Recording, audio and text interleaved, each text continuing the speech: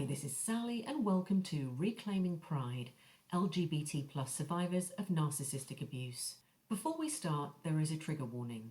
The episodes of this podcast may at times refer to domestic violence, emotional, financial, and sexual abuse. To begin, I'd like us to start with a one-word feelings check. How are you feeling right now in one word? Not how the people you're caring for are feeling or the people around you are feeling because you're there, but how are you feeling today in one word? This week, we're going to be looking at the acronym JADE, J-A-D-E, which stands for Justify, Argue, Defend, Explain.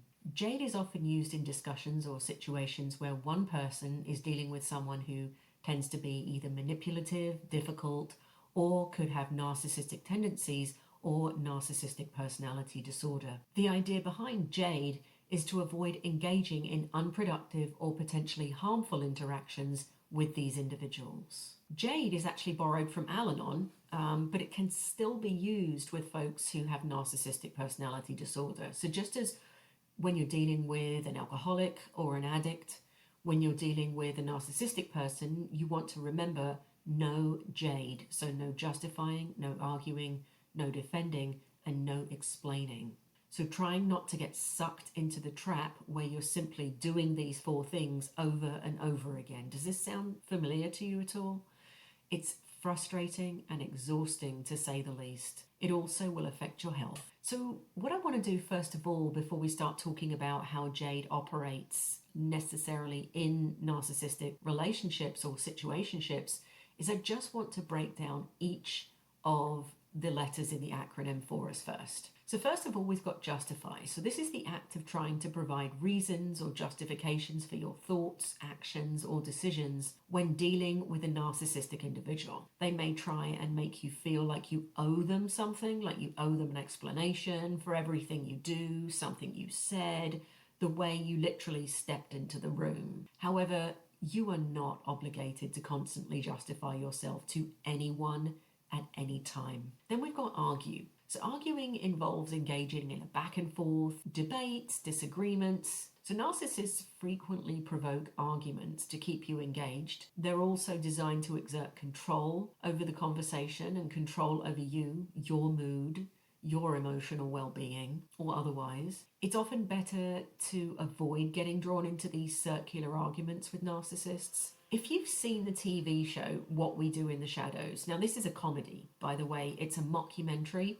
It's a group of vampires who live in Staten Island in a house in New York. It really is hilarious. One of them is an energy vampire, and his name is Colin Robinson. So as he sucks the energy out of people, he gains supply and his eyes light up. Honestly, sitting with a narcissist, having a circular argument with them is like sitting with a Colin Robinson, except, none of that is comedic and none of that is funny at all. But it's interesting to see how they portray him and the sorts of things he does to people. And you see the energy literally kind of lighting him up. So the more drained someone else becomes, and people literally faint in his presence, the more energy he gets. And to be around somebody with narcissistic personality disorder is to literally see that in all of its awful action. So I remember going away, I think it was for a long weekend with my ex. And we had like a nice day, a nice afternoon the day before. Actually driving all the way there had been really horrendous, but then we'd had a decent afternoon. We actually got a really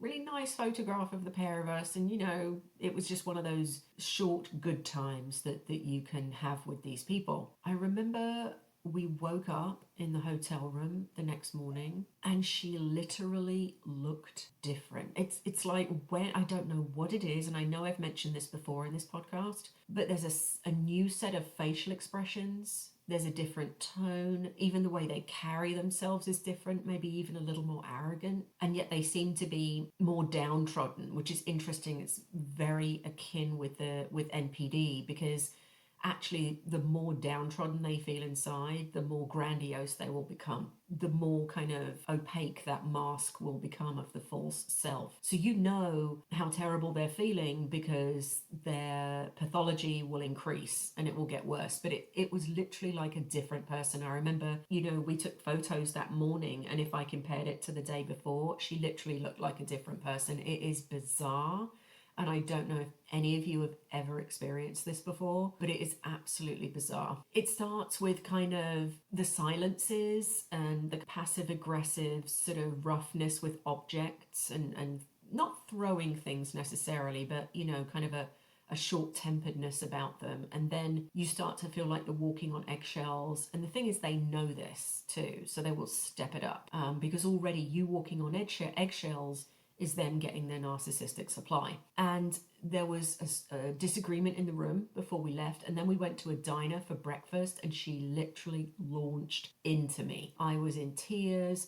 People in other booths were staring at us. It was absolutely horrendous. And I'm like, oh, here it is again. And the reason I put this with argue is that I think in that morning she had accused me of doing something that patently was just not true. It was like saying the sky is pink. I mean, it just was not true. And I attempted to not argue as in be combative, but kind of say, okay, well, I don't remember doing that, and even saying that would be enough. And that really just set it off for that morning and just basically for the rest of the weekend. It was horrendous. So the next one is D, defend. So when you defend against the narcissist, you're trying to protect your point of view or actions from their criticism and attacks. Narcissists might intentionally create situations where you feel the need to defend yourself. It's that Colin Robinson thing again. So as soon as they can kick you into that mode of defending yourself, they will suck you dry. Constantly defending yourself, though, can lead to this extremely draining cycle. It can last for days, literally. You'll sleep in the middle of it, and it will be the first thing that they'll start with when you wake up, and the last thing they'll keep you awake talking about until 2 a.m, and it will just be your whole life with them. Here's another example. So I remember when my ex and I went for lunch. We met for lunch at a restaurant in Manhattan. Now, listeners, I had never been to this place before in my life. I'd never even heard of it when she mentioned it, and I thought, oh, that sounds nice, And I looked it up and I worked out how to get there, and I got there and we met there for lunch. So we were sat at this small table on the street, the way they are in Manhattan. It's in New York, so all the tables are quite close together because, the sidewalk isn't that wide. So we were out there sitting at a table, and she started talking about when we'd been there before. And I'd literally never seen the place before in my life, as I said. So when I said this, I said, well, I haven't been here before. I don't think we've been here together. She got extremely defensive and almost immediately went into a rage. Now, it's likely actually that something had happened at her job earlier on. I later kind of discerned, because soon after that, she actually lost that job. They fired her, and it was a high-powered job in the city. And she would do things like this. So she would kind of invite me places or get me into situations so she could literally take it out on me, whatever it was that had happened to her. She was going into this rage about the fact that, as far as she was concerned, I had been there before and we had been there together. And she got extremely upset and offended and was yelling. She got upset because she was acting like I was forgetting spending time with her there, and therefore neglecting that memory of us. Like it hadn't meant anything to me and that I'd forgotten. So the irony of all of this was that she'd clearly been there with somebody else, probably her ex, and was mistaking that person for me. So if anything, I should have been the one who was offended, right? So I, in a sense, made the mistake with her of defending myself, the D of Jade. What I later came to understand when I learned about Jade was that I just wouldn't do that. And then it actually, I'm ashamed to admit that it came to a point sometimes where I would lie and say, oh yes, I remember that. I remember those things. So on this particular day, she yelled so loud that the people at the next table were staring at us. I remember it was a couple of ladies. I saw it, and then she saw me looking at them and feeling embarrassed. So I asked her, I kind of whispered to keep her voice down. And so she yelled more. And, and she would say things like, they're not looking at you, Sally. No one is looking over here. Stop looking over there. No one is looking at you. I need you to focus on me. Why are you saying you never came here with me? Those sorts of things. These people were literally 3 feet away from us, and the tables are very close together, and one of the people's mouth was hanging open. Listening to this. So yeah, that was me attempting to defend my point of view that something had literally never happened to me, and she was claiming that it did. And then the last one is the E, explain. So you find yourself repeatedly providing detailed reasons or clarifications for your choices. This can go on for hours. I mean, I remember some of the times with me and my ex could literally be about simple things like why I parked the car the way I did, or the way I did the washing up. While healthy communication involves explaining yourself, narcissists will exploit this by twisting your words or using the information against you. They'll do both. They'll twist it and then they'll use it against you, and this can go on for hours. The idea of not doing JADE is to minimize engagement in these types of interactions with individuals who thrive on manipulation and control. So instead, focusing on healthy boundaries, expressing your needs assertively, and recognizing that you don't need to constantly explain or defend your decisions to people who don't respect your boundaries or well-being. I do know that it's hard not to keep explaining to someone who doesn't seem to understand you, and it might be someone who you want to understand you. The thing is, you're encouraged by the narcissist's occasional fake epiphanies, these kind of breakthroughs that they claim they're having in your situationship, where they do seem to understand, where they do seem to care. However, it is important to remember that the truth is they don't understand, nor do they really care to understand. They will only ever do what you want as long as they have to in order to get you to do what they want. So you have to remember that the end game with them every single time is themselves. They don't have a selfless bone in their body, that their pathology doesn't allow it. So any fake understanding, empathy, or compassion towards you is all about them. It's an act. So the main thing to remember, no matter how good this act is that trying to give rational explanations to a narcissist is generally not suggested because they're not rational people. So narcissists use something called emotional reasoning, which is where feelings count as facts in their mind, and therefore if they see or don't see something, that's the way it is, or that's the way it isn't. In fact, we're actually going to have a whole episode on people with NPD and their emotional reasoning and what that can do to your psyche and your sense of reality. This emotional reasoning takes an extremely stressful toll. It induces illness in people who have to interact with these folks over any lengthy period of time. I remember pretty quickly, I realized that these circular arguments was a really strange thing that she did. I'd never experienced this with any person I'd ever come across before. She would literally corner me somehow. Does any of this sound familiar? She would corner me somehow and trap me in this kind of circular, torturous conversation. And it would always involve putting me down in some way, whether it was about the way I looked, the way I spoke, the way I dressed, the way something was said. It could literally go on for sometimes days, from morning to when it started to get dark. This would also escalate over the holidays, or if it was someone's birthday, or if we had to go somewhere to be with other people and celebrate. So anything like Thanksgiving, Mother's Day, Father's Day, any kind of celebration, a graduation, anything at all, it would be a problem. It would get worse and escalate around those times. We're also going to be having a whole episode on how narcissists ruin celebrations and then accuse you of actually doing the ruining. We're actually going to have a whole episode on that, because if you spend any length of time around someone with narcissistic personality disorder, you'll know of old very well that their behavior escalates around any kind of celebration. So justifying, arguing, defending, and explaining simply feeds the narcissist's need for attention, because you are definitely not being heard. So by doing JADE, we literally play right into the disorder. Right before the tirade even starts, their mind is made up as to why you did what you did or said what you said, even if you never did or said anything. To them, what they believe is true because of their emotional reasoning. You cannot, therefore, communicate with someone who believes things work that way.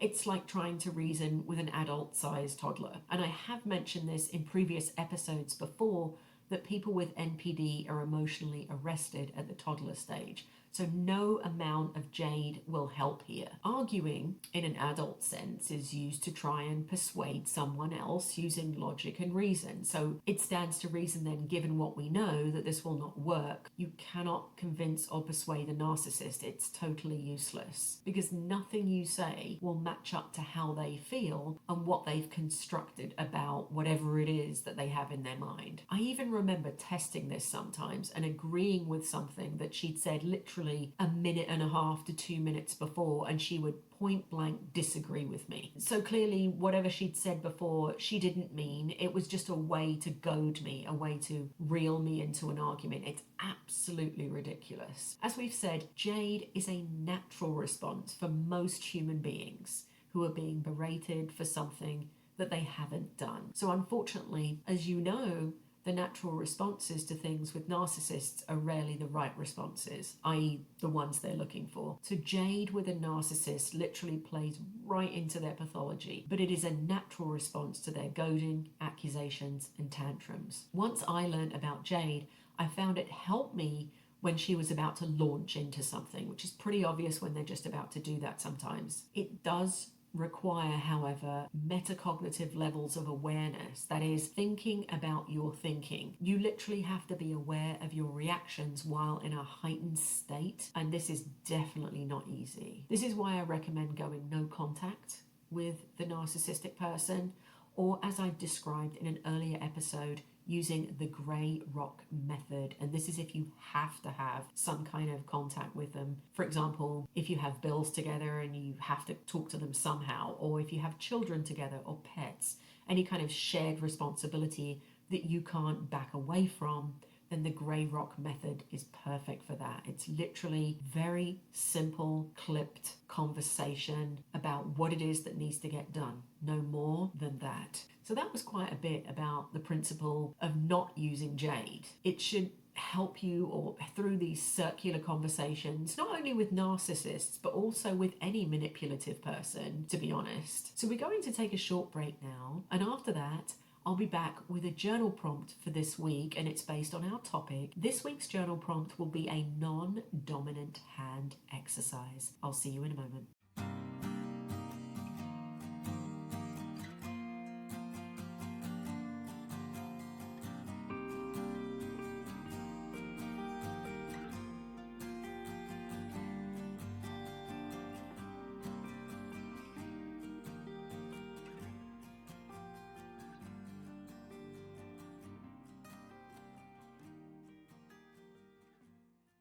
Welcome back.